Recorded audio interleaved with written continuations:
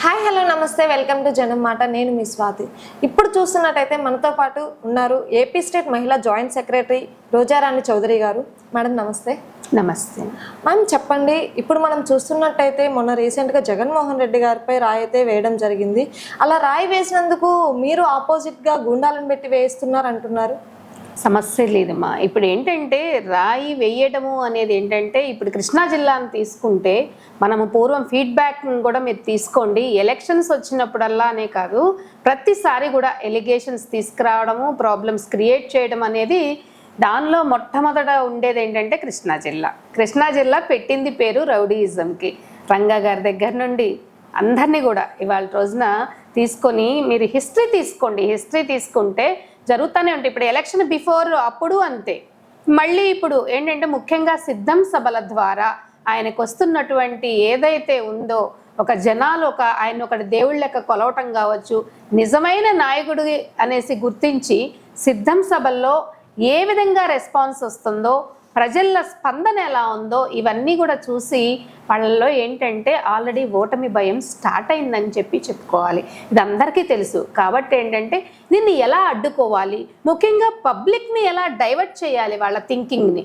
ఇప్పుడు సిద్ధం సభలకి ఏంటంటే రకరకాలుగా అందరు చక్కగా అంటే లైక్ ఒక దేవుళ్లాగా క్రియేట్ చేసేసి జగన్మోహన్ రెడ్డి గారిని బ్రహ్మరథం పడుతూ ఉన్నారు జనాలు అని చెప్పేసి దాన్ని ఏదో విధంగా డైవర్ట్ చేయాలి అని చెప్పేసి ఒక దీంతో ఏంటంటే నాయకులు మనం పేర్లు పెట్టి ఇవాళ రోజున స్టూడియోలోకి వచ్చి మాట్లాడుకోలేనటువంటి పరిస్థితి, మాట్లాడుకోకూడదు కూడా.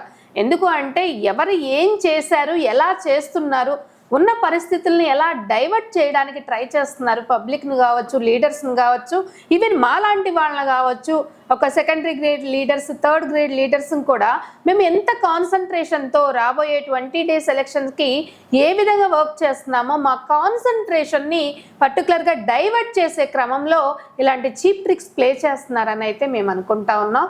కాబట్టి ఏంటంటే వాళ్ళు ఎన్ని చేసినా కానీ దీన్ని మేము కన్సిడర్ చేసే పరిస్థితి కాదు. ఈవెన్ మీరు చూడండి జగన్మోహన్ రెడ్డి గారు కూడా కనీసం ఆయనది ఒక్కరోజు కూడా ఆపలేదు. డైరెక్ట్గా ఆ దెబ్బ తగలగానే ఆయన కనీసం రెస్ట్ తీసుకోకుండా కంటిన్యూ చేసినటువంటి పరిస్థితి. కాబట్టి లీడర్ అనేవాడు ఏంటంటే ఒక నాయకుడిలాగా కాదు, ఆయన నిజంగా ఒక సేవకుడిలాగా పనిచేస్తున్నటువంటి వ్యక్తి జగన్మోహన్ రెడ్డి గారని మన ఆంధ్ర రాష్ట్ర ప్రజలందరికీ కూడా అర్థమైపోయింది అని చెప్పి నేను అనుకుంటున్నాను. కాదు మేడం, 2019లో ఎలక్షన్ సమయంలోనే దాడి జరిగింది. ఇప్పుడు 2024లో కూడా ఎలక్షన్ సమయంలోనే దాడి జరిగింది. అదేంటి మేడం, ఎలక్షన్ సమయంలోనే దాడులు జరుగుతాయి? అదే కదా, ఎలక్షన్ టైంలోనే జరుగుతున్నాయంటే అర్థం అంటే ఏంటంటే ఇప్పుడు డైవర్షన్. వాళ్ళు ఏంటంటే ఎలాంటి కుటిల రాజకీయాలు చేస్తారో, ప్రతిపక్ష నాయకుల యొక్క మెంటాలిటీ కానీ, వాళ్ళ వే ఆఫ్ థింకింగ్ కానీ, వాళ్ళ యాటిట్యూడ్ కానీ పబ్లిక్ని డైవర్ట్ చేసే క్రమంలో ముందు ఒక మాట మాట్లాడతారు, వెనక వాళ్ళు చేసే పని ఒక రకంగా ఉంటుంది. కాబట్టి ఏంటంటే ఆ ఎలక్షన్లో కూడా ఏంటంటే ప్రతిసారి వాళ్ళు ఎలియన్స్ అయ్యి వస్తున్నారు. అయినా కానీ వాళ్ళకి ఎలాంటి అండర్స్టాండింగ్ లేకుండా వాళ్ళు రావడం వల్ల ఏంటంటే వాళ్ళు ముందుకి విక్టరీని చేజిక్కించుకోలేనటువంటి పరిస్థితి. సింగిల్గా వచ్చినా కానీ జగన్మోహన్ రెడ్డి గారికి ఏ విధంగా జనాలు బ్రహ్మరథం పడుతూ ఉన్నారో చూస్తూనే ఉన్నాం. కాబట్టి 2019లో వాళ్ళు ఏం చేశారు, అందుకే కదా వాళ్ళకి 23 సీట్లు ఇచ్చేసి డస్ట్బిన్లో పడేశారు. వాళ్ళకి ఏం విలువ లేకుండా పోయింది అప్పుడే. మరి ఇప్పుడు మళ్ళీ ఎలక్షన్లో ఇలా చేశారు ఏంటంటే కనీసం ఈసారి డస్ట్బిన్తో కూడా పని లేదమ్మా, తట్టా బొట్టా సర్దుకొని పోస్ట్ ఎలక్షన్స్ ఏంటంటే వాళ్ళు దేశాలకి విదేశాలకు కూడా పారిపోయే పరిస్థితి కూడా డెఫినెట్గా వస్తుందని చెప్పి మేము అనుకుంటున్నాం. ఎలక్షన్ మూమెంట్లోనే ఇలా చేయటానికి కూడా ఏంటంటే అది దారుణం అన్నమాట. అది చాలా దారుణమైన పరిస్థితి. ఎవరు చేశారో ఏంటో అనేది అందరికీ తెలుసు. కానీ పోస్ట్ ఎలక్షన్స్ అంటే రేపు May 13 ఎలక్షన్స్ అయ్యి June 6 తర్వాత ప్రతి ఒక్కళ్ళకు కూడా ఆన్సర్ చేస్తారు జగన్మోహన్ రెడ్డి గారు. ఓకే, అలానే మేడం మద్యపాన నిషేధం చేస్తేనే ఓట్లు అడుగుతామన్నారు, కానీ మద్యపాన నిషేధం చేయకుండానే ఓట్లు అడుగుతున్నారు. అది ఎలాగా మీరు ఒకసారి ఆలోచించండి. మనం తీసుకుంటే ఇంతకుముందు ప్రతిపక్షాల వాళ్ళకి ఇప్పుడు జగన్మోహన్ రెడ్డి గారు మేనిఫెస్టో అందుకే ఉంది 99.9% ఆయన ఫుల్ఫిల్ చేశారు. ఆ ఒక్కటే మద్యపాన నిషేధం అనడానికి కూడా మనము ఏది కూడా 1 డేలో లేకపోతే స్పాన్ ఆఫ్ లిటిల్ టైంలో మనం ఏది కూడా క్లోజ్ చేయలేనటువంటి పరిస్థితి అమ్మా. మీరు ఇప్పుడు గణాంకాల ప్రకారం తీసుకున్నా కానీ కన్జంప్షన్ తగ్గింది, అంటే ఉపయోగించుకునేది తగ్గింది. కన్జంప్షన్ అంటే ప్రజలు తాగేది, వినియోగించుకునేది తగ్గింది. అలాగే మ్యానుఫ్యాక్చరింగ్ కూడా తగ్గింది. మీరు గమనించండి 30% మ్యానుఫ్యాక్చరింగ్ కూడా తగ్గింది. అంటే ఏంటి, అప్పుడు కొంతవరకు ఏంటంటే స్లోగా అది రెడ్యూస్ అవుతున్నట్టే కదా. సో ఇంకొకటి ఏంటంటే ఇవాళ రోజున బ్రాండ్లు వచ్చాయి, చీప్ బ్రాండ్స్ వచ్చాయి, జనాలు చనిపోతున్నారు అంటున్నారు. మీరు ఒక్కసారి ఆలోచించండి, ఏవైతే బ్రాండ్స్ ఇప్పుడు వచ్చాయో అవన్నీ కూడా ప్రతిపక్షాల వాళ్ళు ఉన్నప్పుడు లైసెన్స్ అప్లై చేసినటువంటి బ్రాండ్స్ మాత్రమే ఇప్పుడు రిలీజ్ అయినాయి, వాటిని మాత్రమే పబ్లిక్ కన్జ్యూమ్ చేస్తూ ఉన్నటువంటి పరిస్థితి. కాబట్టి ఏంటంటే హామీలు ఇచ్చింది ప్రతిదీ కూడా 100% పక్కాగా ఇంప్లిమెంట్ చేసినటువంటి లీడర్ ఎవరైనా ఉన్నారు అంటే జగన్మోహన్ రెడ్డి గారే. మద్యపాన నిషేధం కూడా అది కూడా రెడ్యూస్ అయిందా లేదా, ఆల్ ఆఫ్ సడన్ 100% రెడ్యూస్ చేయలేంగా. ఇప్పుడు ప్రతిపక్షాల వాళ్ళు ఉన్నారు, డైరెక్ట్గా సిబిఎన్ గారు చెప్తున్నారు మేము మీకు పంపిస్తాము, ఇంటికే డోర్ డెలివరీ చేస్తామని చెప్తున్నారు. మా నాయకుడు ఏం చెప్తా ఉన్నాడు, మేము ఇంటికి వైద్యాన్ని పంపిస్తామంటే ఆయన మద్యాన్ని పంపిస్తానంటున్నాడు. ఏమిటిదంతా? కాబట్టి ఏంటంటే అసలు ముందు ప్రతిపాదన చేసింది ఫుల్ఫిల్ చేశారా లేదా, పబ్లిక్కి కనీసమైనటువంటి ఒక విశ్వాసాన్ని కల్పించుకొని కలగజేసుకొని ముఖ్యంగా ఆ విధంగా పరిపాలిస్తున్నాడా లేదా చూడాలి. మోర్ ఓవర్ మనది ఏంటంటే నవ్యాంధ్రప్రదేశ్, దీన్ని ఏంటంటే జస్ట్ బోర్న్ బేబీ అనుకోవాలి మనం. ఇప్పుడే పుట్టినటువంటి ఒక బేబీ లాగే మన ఆంధ్ర రాష్ట్రం కూడా అమ్మ. కాబట్టి ఏంటంటే ఫస్ట్ అవకాశం వచ్చినప్పుడు వాళ్ళు దాన్ని కరెక్ట్గా యూటిలైజ్ చేయలేదు, లీడర్షిప్లో ఫెయిల్ అయ్యారు వాళ్ళు. ఆ తర్వాత జగన్మోహన్ రెడ్డి గారు వచ్చిన తర్వాత కూడా కోవిడ్ వచ్చేసింది. కోవిడ్ కూడా ఆల్మోస్ట్ అరౌండ్ 2 years మనము. సో అప్పుడు కూడా మనం ఇయర్లీ మనం ఆల్మోస్ట్ 40 నుండి 50,000 lakhs వరకు ఏంటంటే మనం లాస్ అయినటువంటి పరిస్థితి ఎవ్రీ ఇయర్.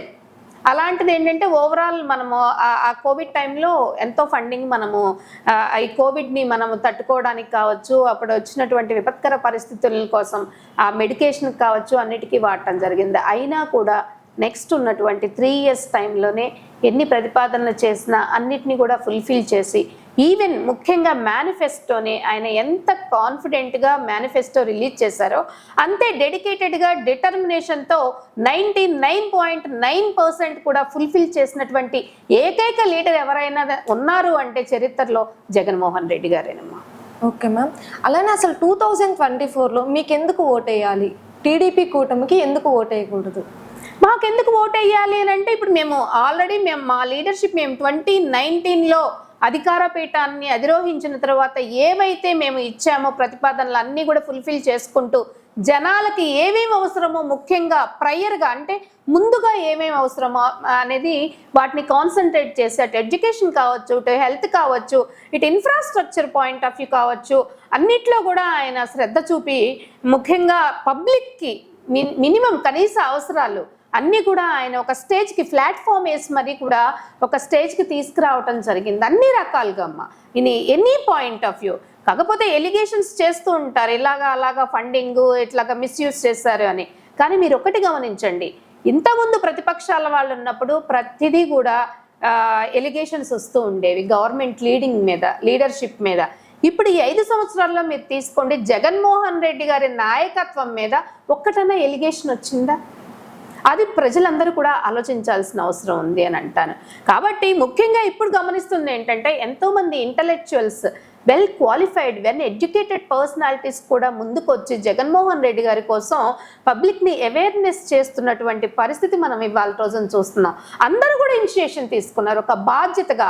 ఎందుకు అంటే మన రాష్ట్రాన్ని డెవలప్ చేసుకోవాలి, మనం పుట్టిన ఊరిని డెవలప్ చేసుకోవాలి, మనం పెరిగిన ఊరిని డెవలప్ చేసుకోవాలి అని చెప్పేసి ఇవాళ రోజున ప్రతి ఒక్కళ్ళు కూడా నడుం బిగించి మరీ కూడా ఇవాళ రోజున జగన్మోహన్ రెడ్డి గారి నాయకత్వాన్ని సపోర్ట్ చేస్తూ అలాంటి విధమైనటువంటి అవేర్నెస్ని పబ్లిక్లో వస్తున్నటువంటి పరిస్థితి మేము చూస్తూ ఉన్నాం. అంతెందుకు మొన్నే మేము 1 week బ్యాక్ కరెక్ట్గా వైజాగ్లో world wide NRIs team meet పెట్టుకున్నాము. ఎన్నో రకాలుగా డిస్కషన్స్ చేసుకున్నాం. వరల్డ్ వైడ్ ఎన్ఆర్ఐస్ అంటే ఇంకా మీరు చూడండి, ప్రపంచం మొత్తంలో ఉన్నటువంటి మన విదేశాల్లో ఉన్నటువంటి మన ఆంధ్ర రాష్ట్రంలో ప్రజలు అక్కడ స్టే చేస్తున్న వాళ్ళు కొంతమంది జూమ్ మీట్లోకి వచ్చారు, కొంతమంది డైరెక్ట్గా 100 to 200 people మేము మీట్ అవ్వడం జరిగింది వైజాగ్లో. అంటే ఏంటి ఇలాగా, అంటే అసలు ఏంటి ఫ్యూచర్ ఛాలెంజెస్ ఏంటి, ఇప్పుడు ఫీడ్బ్యాక్ ఏంటి, ఇప్పుడు ప్రజెంట్ సిచ్యువేషన్ ఏంటి, ఇవన్నీ డిస్కస్ చేసుకోవటం. All are well qualified, well educated and very busiest personalities they are. But ఆయన టైం స్పెండ్ చేసి ఎలక్షన్ కోసం అవేర్నెస్ తీసుకొస్తున్నారంటే అర్థం ఏంటమ్మా? లీడర్ మీద ఉన్నటువంటి కాన్ఫిడెన్స్, డెఫినెట్గా జగన్మోహన్ రెడ్డి గారు ఆంధ్ర రాష్ట్రాన్ని డెవలప్ చేయగలరు. ఒక ఫ్యూచర్ అనేది డెఫినెట్గా జగన్మోహన్ రెడ్డి గారి చేతిలో పెడితే డెఫినెట్గా 100% మనం త్వరగా డెవలప్ అవ్వగలము. మనము తర్వాత వచ్చే తరం వాళ్ళు కాదు, మన దగ్గర నుండే మనం ఆ ఫ్రూట్స్ చూడాలి అనే ఒక దీంతో ఏంటంటే ఆ విధంగా వర్క్ చేస్తున్నటువంటి ఒక విజన్తో, అంటే ఆయన మొన్న కూడా అన్నారు 2029 అంటే 5 years స్పాన్ ఆఫ్ టైం నాకు ఇవ్వండి, ఒక 5 years టైం ఇవ్వండి, నేనేంటో ప్రూవ్ చేసుకొని చూపిస్తాను, ఆంధ్ర రాష్ట్రాన్ని ఏ విధంగా డెవలప్మెంట్ చేసి చూపిస్తానో చూడండి అని చెప్పేసి జగన్మోహన్ రెడ్డి గారు ఎంతో కాన్ఫిడెంట్గా చెప్తున్నారు. మరి అంత కాన్ఫిడెంట్గా చెప్పినటువంటి నాయకుడిని మనం చూసామా? అదే ప్రతిపక్ష వాళ్ళు తీసుకుంటే 2047 కావాలి మా విజన్ అని చెప్తున్నారు. చూడండి, there is lot of difference between those two people. అది అని మేడం మీరు అంటున్నారు వెల్ ఎడ్యుకేటెడ్ అని చెప్తున్నారు. ఇప్పుడున్న యూత్ ఏమంటున్నారు, మాకు జాబ్స్ లేవు, కంపెనీస్ లేవు, ఇంతవరకు ఏం జరగలేదు ఈ 5 yearsలో అని అంటున్నారు కదా. వీళ్ళు ఏమన్నా అటు సైడ్ ఓట్లు వేసే ఛాన్సెస్ ఏమన్నా ఉందంటారా? ఓటు ఫస్ట్ మీరు అడిగిన పాయింట్కి అయితే నేను చెప్తానమ్మా, ఓటు అనేది డిసైడ్ చేసుకోవాల్సింది ఓటర్. నేను గెస్ చేసి అయితే వాళ్ళు అటు ఓటేస్తారు లేకపోతే ఇటు ఓటేస్తారని నేను చెప్పలేను. బట్ ఓన్లీ థింగ్ ఏంటంటే ఇప్పుడు మీరు అన్నారు చూస్తారా, చాలా మంచి క్వశ్చన్ అడిగారు, డెవలప్మెంట్ లేదు, జాబ్స్ లేవు అని అంటున్నారు అని. ఎందుకు లేవు? ఇప్పుడు మనము ఒక 3 years స్పాన్ ఆఫ్ టైంలో ఎన్ని కంపెనీస్ వచ్చాయి? అలాగే ఎడ్యుకేషన్ తీసుకుంటే ఇంటర్నేషనల్ గ్లోబల్ స్టాండర్డ్స్ ఉన్నటువంటి ఎడ్యుకేషన్ తీసుకొచ్చారు.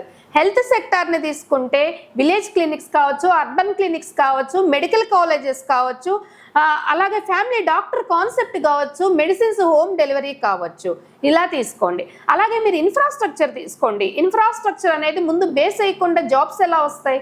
ఇన్ఫ్రాస్ట్రక్చర్ ఇప్పుడు పోర్ట్స్ కావచ్చు, ఫిషింగ్ హార్బర్స్ కావచ్చు, ఇంటర్నేషనల్ ఎయిర్పోర్ట్ కావచ్చు, ఇవన్నీ ఉంటేనే మనకు అదర్ కంట్రీస్ నుండి ఇక్కడికి వచ్చి కంపెనీస్ పెట్టి మనం ఎంప్లాయ్మెంట్ జనరేట్ చేయగలుగుతామమ్మా. కాబట్టి ఆ ముందు ఇనిషియేషన్ ప్లాట్ఫామ్ అయ్యకుండా డైరెక్ట్గా జాబ్స్ ఎలా వస్తాయి? ముఖ్యంగా ఇప్పుడు జాబ్స్ కూడా ఎంతో రికార్డెడ్గా మీరు కరెక్ట్గా చూడండి. ఇప్పుడు సచివాలయాస్ పెట్టారు, ఆథరైజ్డ్గా అక్కడ 2 lakhs పీపుల్కి గవర్నమెంట్ జాబ్స్ ఇచ్చేసినట్టేగా, అవునా కదా? అలాగే అన్ని రకాల నాన్ టీచింగ్ స్టాఫ్ కూడా మన ఒక డిఎస్సి ఒక ట్రాన్స్పరెంట్ టెస్ట్ కండక్ట్ చేసి మరీ కూడా రిక్రూట్మెంట్ చేయటం జరిగింది. యూనివర్సిటీస్లో కావచ్చు, లైబ్రరీస్ కావచ్చు, అన్నీ. అలాగే Group 1 Group 2 కూడా జరిగాయి. ఇవన్నీ జాబ్స్ కాదంటారా? అలాగే ఇప్పుడు పోర్ట్స్, అలాగే ముఖ్యంగా ఎంఎస్ఎంఈస్, మహిళలనే తీసుకోండి. ఎంఎస్ఎంఈస్ వాళ్ళు ఉన్నప్పుడు థౌజండ్స్లో ఉన్నాయి, ఇప్పుడు ల్యాక్స్లోకి వచ్చేసినాయి. ల్యాక్స్లోకి ఎంఎస్ఎంఈస్ రావటమే కాకుండా ఎంప్లాయ్మెంట్ కూడా అదే విధంగా జనరేట్ అయింది. ఇదంతా డెవలప్మెంట్ కాదంటారా? ఇది ఎంప్లాయ్మెంట్ కాదంటారా? సో కాబట్టి ఏంటంటే పబ్లిక్ ఆఫ్ నాలెడ్జ్తో మాట్లాడే వాళ్ళు కూడా ఉంటారు. కాబట్టి అవన్నీ కన్సిడర్ చేసుకుంటా కూర్చుంటే పనులైతే ముందుకు వెళ్ళవు అని చెప్పేసి నేను చెప్తా ఉన్నాను. ఓకే మేడం, జగన్మోహన్ రెడ్డి గారు సామాజిక పరిపాలన అంటూనే కుల ప్రస్తావన తీసుకొస్తున్నారు, ఇది కరెక్టేనా? కుల ప్రస్తావన ఉంది, ఇప్పుడు డిఫరెన్సెస్ చెప్తా ఉన్నారు. అంటే వాళ్ళు ఉన్నప్పుడు ఏంటంటే ఓన్లీ కొన్ని కులాల వాళ్ళకు మాత్రమే న్యాయం జరిగింది. ఇక్కడే అంతెందుకు ఇవాళ రోజున 175 నియోజకవర్గాల్లో ఎమ్మెల్యేలకు కావచ్చు, అలాగే 25 సీట్లు ఎంపీలకు కావచ్చు, సమకాలీన న్యాయం చేసి సీట్స్ని ఇచ్చారా లేదా? అటువైపు ప్రతిపక్షాల వాళ్ళు ఎలియన్స్తో వచ్చి, కూటమితో వచ్చి మరి ఎలాంటి వాళ్ళకి సీట్స్ ఇచ్చి కూర్చోబెట్టారు ఇవాళ రోజున కంటెస్ట్ చేయడానికి. అలాగే మా వైఎస్ఆర్ కాంగ్రెస్ పార్టీలో ఎలాంటి అభ్యర్థులకి కుల ప్రతిపాదికన ఏ విధంగా వాళ్ళకి సీట్స్ ఇచ్చారు, అభ్యర్థుల్ని ఏ విధంగా ప్రకటించారు అనేది చూడండి. కులాలకి మతాలకి అతీతంగా ఒక సమకాలీన న్యాయం చేస్తున్నటువంటి వ్యక్తి జగన్మోహన్ రెడ్డి గారు అని చెప్పేసి ప్రపంచవ్యాప్తంగా తెలుసమ్మా. కులాలు మతాలు అనేది ఆయన మాట్లాడింది ఏంటంటే ఈ కులం కింద ఇస్తున్నాం, ఈ కులం కింద ఇస్తున్నాం, ఇలాంటి వాళ్ళకి వీళ్ళకి ఎంత ఇస్తున్నాం అని చెప్పేసి ఆయన చెప్తా ఉన్నారు. ముఖ్యంగా మీరు గమనించారో లేదో, అసలు బీజేపీ ఎలియన్స్తో వచ్చింది టీడీపీతో, వాళ్ళు కొన్ని పెట్టారు అమిత్ షాతో, మీకు అది మీరు గమనించారో లేదో. మైనారిటీస్ ఎవరైతే ముస్లిం మైనారిటీస్ ఉన్నారో 4% రిజర్వేషన్ వాళ్ళకి ఆల్రెడీ ఉన్నది, మేమైతే సపోర్ట్ చేయము, దానికి మీరు ఓకేనా? అలాగే ఇప్పుడు వైజాగ్ స్టీల్ ప్లాంట్ ప్రైవేటీకరణ మేము చేయము, దానికి మీకు ఓకేనా? అలాగే మేము స్పెషల్ స్టేటస్ గురించి మీరు మాట్లాడకూడదు, దానికి ఓకేనా? ఇవన్నీ కూడా వీళ్ళ మధ్య ఉన్నాయమ్మా. కానీ వాళ్ళకే అండర్స్టాండింగ్ ప్రాపర్గా లేదు. కాబట్టి నేను ఒకటి క్వశ్చన్ చేస్తున్నా మీ ఛానల్ ద్వారా, వాళ్ళు అసలు ఉమ్మడి మేనిఫెస్టో ఎందుకు ఈ రోజు వరకు రిలీజ్ చేయలేదు? ఎందుకు టీడీపీ మాత్రం సూపర్ 6 అని చెప్పేసి రిలీజ్ చేసి మళ్ళీ వాటిని డిలీట్ చేసింది? నేను అడుగుతా ఉన్నాను.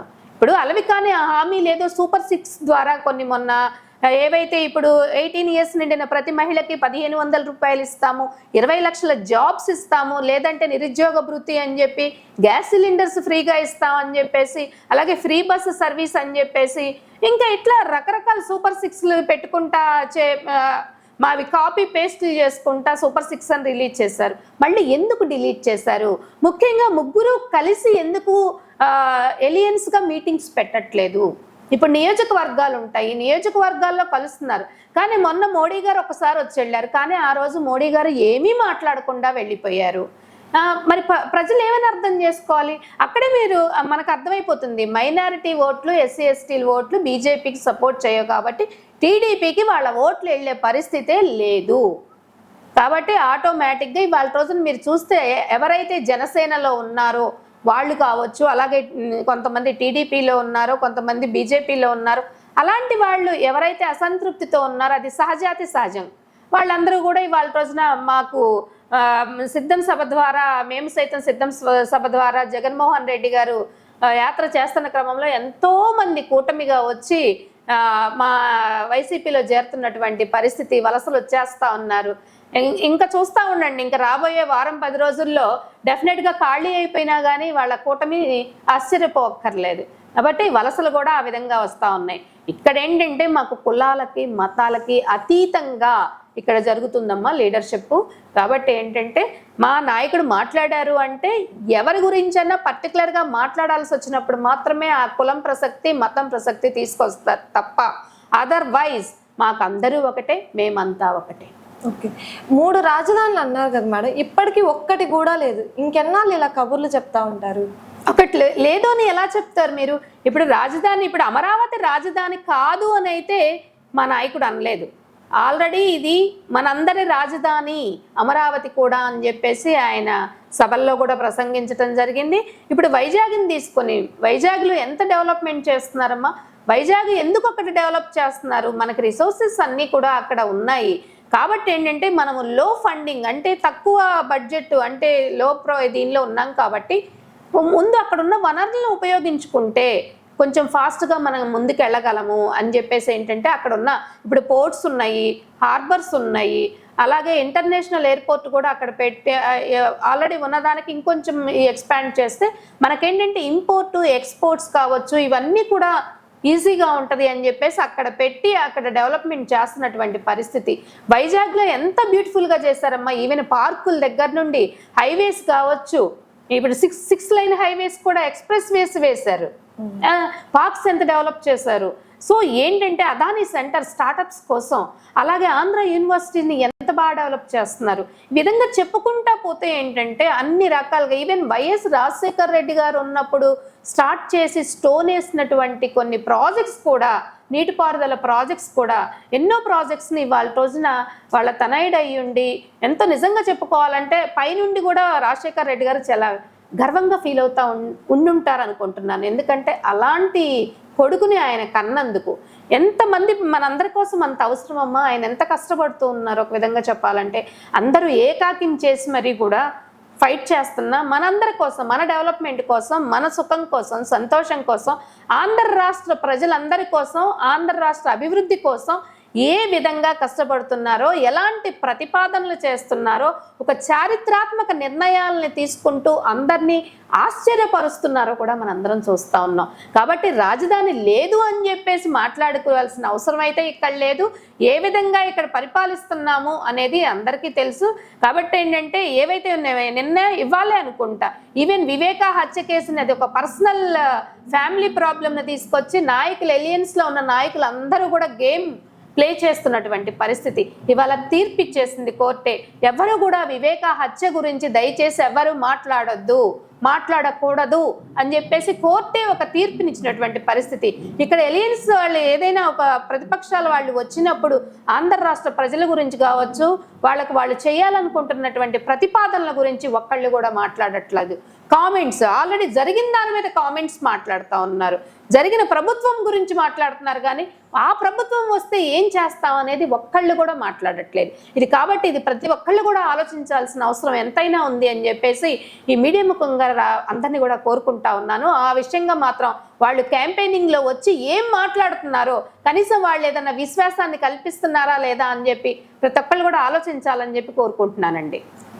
ఇప్పుడు చూస్తున్నట్లయితే మనం గుంటూరులో 2 మహిళలకి సీట్లు అయితే ఇచ్చారు. వాళ్ళు గెలవడానికి మీ వంతు సహకారం ఏంటి? నా వంతు సహకారం 100కి 1000% ఉంటుందమ్మా. గుంటూరు సిటీని తీసుకుంటే తూర్పు అంటే పశ్చిమ రెండు కూడా చక్కగా, ఇది నిజంగా యాజ్ ఏ మహిళగా I'm feel very proud of that అన్నమాట.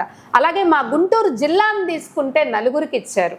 అటు మంగళగిరి లావణ్య గారికి కావచ్చు, ఇటు తాడికొండ నియోజకవర్గం సుచరిత గారికి, అలాగే ఫాతిమా నూరి, అలాగే విడుదల రజనీ మేడం. సో మేమందరము అంటే ఒక మహిళా శక్తి, మహిళ తలుచుకుంటే ఎలా ఉంటుంది అని చెప్పేసి ప్రూవ్ చేయడానికి ఎగ్జాంపుల్గా మా గుంటూరు జిల్లానే తీసుకున్నారు మా నాయకుడు అని చెప్పేసి నేను ఫీల్ అవుతా ఉన్నాను. నా వంతు సహాయ సహకారాలు పార్టీని ముందుకు తీసుకెళ్లే క్రమంలో 100కి 1000% ఉంటాయని అయితే నేను చెప్తాను. ఓకే మ్యామ్, మీరు కమ్మ సామాజిక వర్గానికి చెంది అయి ఉండి కూడా వైఎస్ఆర్సీపీలో ఉండడానికి కారణం ఏంటి? కమ్మ సామాజిక వర్గమా, లేకపోతే కాపు సామాజిక వర్గమా, లేకపోతే క్రిస్టియన్ మైనారిటీ అని కాదమ్మా. ఏంటంటే నేను చిన్నతనం నుండి ఏదైతే ఫీల్ అయ్యానో, నేను చేస్తున్న చారిటీ, నా మైండ్ సెట్ ఎలా ఉంటుందో ఇవన్నీ కూడా నేను కంపేర్ చేస్తూ ఉన్నప్పుడు ఏంటంటే నాకు అది జగన్మోహన్ రెడ్డి గారి నాయకత్వంలో నాకు కనిపించింది. ఆయన లీడ్ చేస్తున్న అది ఫినామినా ఏదైతే ఉంటుందో అది నాకు నచ్చింది.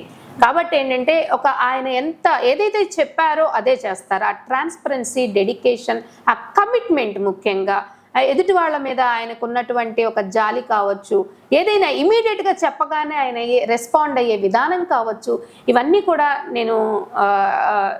నాకు నన్ను బాగా ఇంపాక్ట్ చేసినాయి. కాబట్టి ఏంటంటే వారు 2009 నుండి కూడా మేము బ్యాక్గ్రౌండ్ వర్క్ సపోర్ట్ చేస్తూనే ఉండేవాళ్ళము. ఈవెన్ హైదరాబాద్, బెంగళూరు, యుఎస్లో అలా ఉన్నప్పుడు కూడా 2019లో నేను డైరెక్ట్గా జగన్మోహన్ రెడ్డి గారితో నడవాలి అని చెప్పేసి వైఎస్ఆర్సీపీ కుటుంబంలోకి నేను డైరెక్ట్గా రావటం జరిగిందనమాట. సో ఏంటంటే ఇక్కడ కాపు కమ్మ అని కాదు, నేను కూడా ఆల్ ది వే మనందరం ఒకటే అని చెప్పేసి నేను ఎప్పుడు చిన్నతనం నుండి కూడా క్యాస్ట్ అనేది నేను పక్కన పెడుతూ ఉంటాను. నేను I never consider about caste. కాబట్టి నేను ఏంటంటే జగన్మోహన్ రెడ్డి గారితో కలిసి నడవాలి, నా సర్వీస్ని నేను ఎన్హాన్స్ చేయాలి, I want to do something for the society అని చెప్పేసి నేను ఏదైతే అనుకున్నానో దాన్ని నేను ఈ పార్టీలో చూశాను. కాబట్టి దీనిలోకి నేను ఎంటర్ అవటం జరిగింది.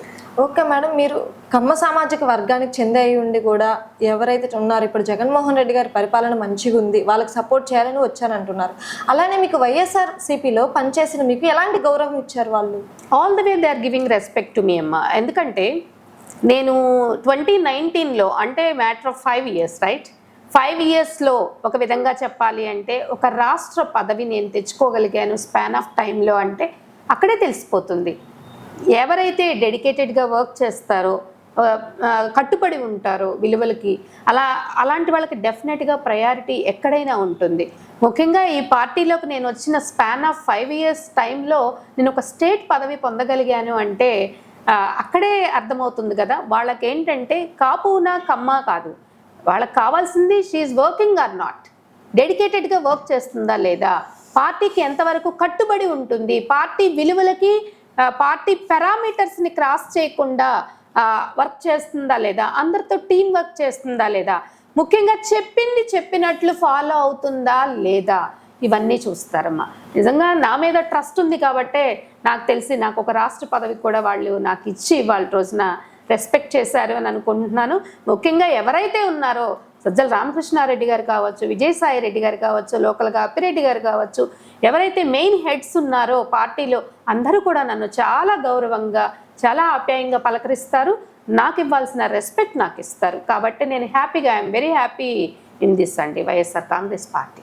Okay ma'am. ఇప్పుడు మనం చూస్తుంటే ఎవరు అవునన్నా కాదన్నా ఉభయ గోదావరి జిల్లా కృష్ణా గుంటూరు ఏదైతే ఉందో అక్కడ కమ్మ కాపు సామాజిక వర్గం ఎక్కువ. అక్కడ వైఎస్ఆర్సీపీ గెలవడం అంత ఈజీ అంటారా? డెడ్ ఈజీ అంటాను, చాలా ఈజీ అంటాను. ఇప్పుడు ఇంకా 20 డేస్లోకి వచ్చాయి. ఇప్పుడున్న పారామీటర్స్ని పట్టి చూస్తే కమ్మ కాపు అని మీరే అన్నారు.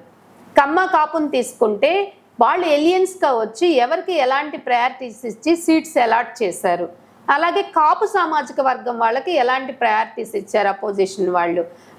మోర్ దాన్ 15% కాపులు ఉన్నారు. ఎంతోమంది పవన్ కళ్యాణ్ గారిని నమ్ముకొని వాళ్ళ రోజున జనసేన పార్టీలో ఉన్నారు, మనం చూస్తూనే ఉన్నాం. వాళ్ళని చూస్తే ఫస్ట్ 21 సీట్స్ ఇచ్చి కూర్చోబెట్టారు. 21లో కూడా 11 తీసుకుంటే టీడీపీ నుండి ఇదైన వాళ్ళే. ఫ్రాంక్గా వాళ్ళకి ట్రాన్స్పరెంట్గా ఇచ్చింది 10 సీట్స్ అనే అనుకోవాలి.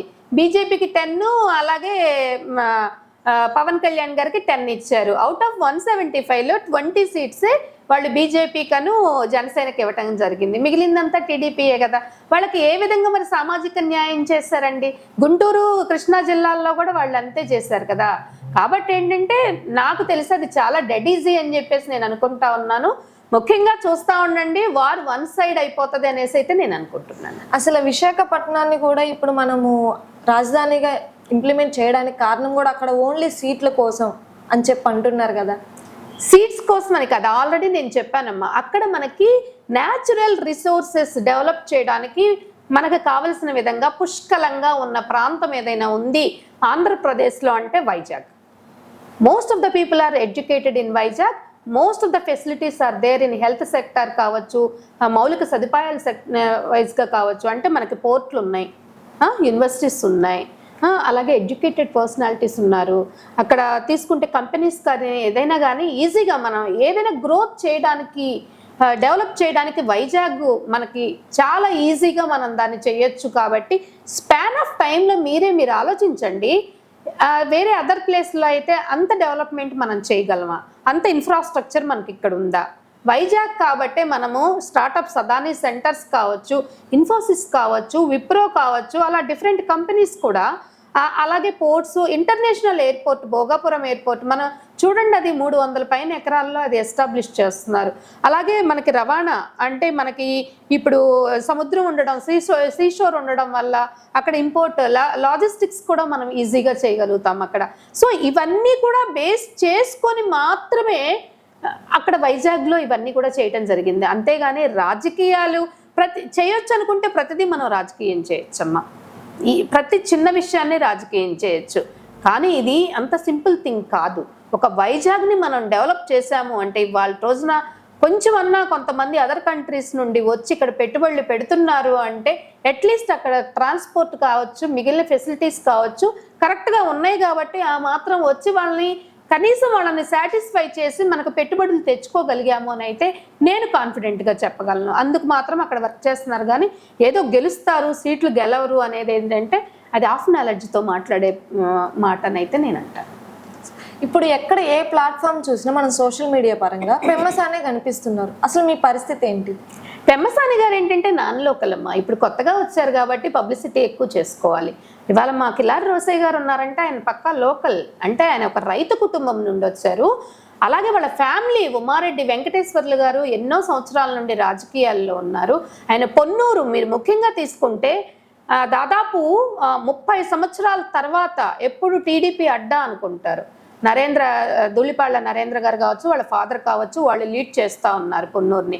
అలాంటిది కిలారి రోసయ్య గారు దాన్ని బ్రేక్ చేసి ఎంతో సక్సెస్ఫుల్గా పొన్నూరులో ఆయన లీడ్ చేసినటువంటి పరిస్థితి. అంతేకాదు ఇక్కడ లోకల్గా కూడా ఆయన మిర్చి యార్డ్ కావచ్చు, రైతు యార్డ్ ఇవన్నీ కావచ్చు, అందరికీ చాలా సుపరిచితుడు. ఆయన కూడా వెల్ ఎడ్యుకేటెడ్. ఆయన కూడా ఒక మాట చెప్పారంటే కట్టుబడి ఉండే మనిషి. నిజంగా చెప్పాలంటే పొన్నూరు లాంటి ప్లేస్లో ఏదైతే ఉన్నాయో ఆల్మోస్ట్ అన్ని 99% ఆయన ఫుల్ఫిల్ చేశారు అంటే ఎంత హార్డ్ వర్క్ చేసి ఉంటారు, ఎంత డెడికేటెడ్గా చేస్తుంటే ఆయన ఆ పొన్నూరు నియోజకవర్గంలో రోడ్స్ కావచ్చు, ఏవైతే కాలువలు కావచ్చు, రైతులకి ఇవన్నీ కూడా చేసి ఉంటారు చెప్పండి. ముఖ్యంగా మా 7 నియోజకవర్గాల్లో గుంటూరు జిల్లాలో చక్కగా చేయగలిగిన వ్యక్తి, అందరికీ తల్లో నాలుక లాంటి వ్యక్తి కాబట్టి కిలారి రోసయ్య గారికి ఎంపీ సీట్ ఇవ్వటం జరిగింది అని అయితే నేను కాన్ఫిడెంట్గా చెప్పగలనమ్మా. డెఫినెట్గా కొట్టేది మేము ఎంపీ కూడా.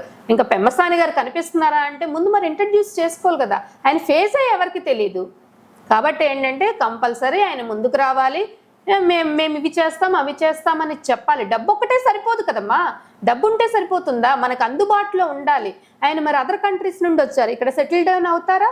ప్రజలకు అందుబాటులో ఉంటారా? ప్రతి ఎమ్మెల్యేకి ప్రతి పబ్లిక్లో గుంటూరు జిల్లాలో ఎవరైతే ఉన్నారో అందరికీ గుంటూరు జిల్లా ప్రజానికానికి మొత్తానికి ఆయన 24/7 అందుబాటులో ఉంటారా? ఉండగలరా? ఆయనకు ఉన్నటువంటి డాక్టర్ వృత్తి, అలాగే అదర్ బిజినెస్లు, ఆయన ఎన్నో పుస్తకాలు. మీరు పెమ్మసాని గారి గురించి అడిగారు కాబట్టి నేను చెప్తా ఉన్నాను. అందుబాటులో ఉన్న వాళ్ళే ఉండాలి ఇక్కడ. ముఖ్యంగా మా కిల్లారి రోసయ్య గారు మళ్ళీ పబ్లిక్లోకి వచ్చి ఇంట్రడ్యూస్ చేసుకోవాల్సిన అవసరం లేదు. ఆయన ఏం చెప్తారో అదే చేస్తారు, లైక్ జగన్మోహన్ రెడ్డి గారు. కాబట్టి ఐఎమ్ ప్రౌడ్లీ సెయింగ్ డెఫినెట్గా కిల్లారి రోసయ్య గారు అందుబాటులో ఉంటారు, ఆయనే విన్ అవుతారు.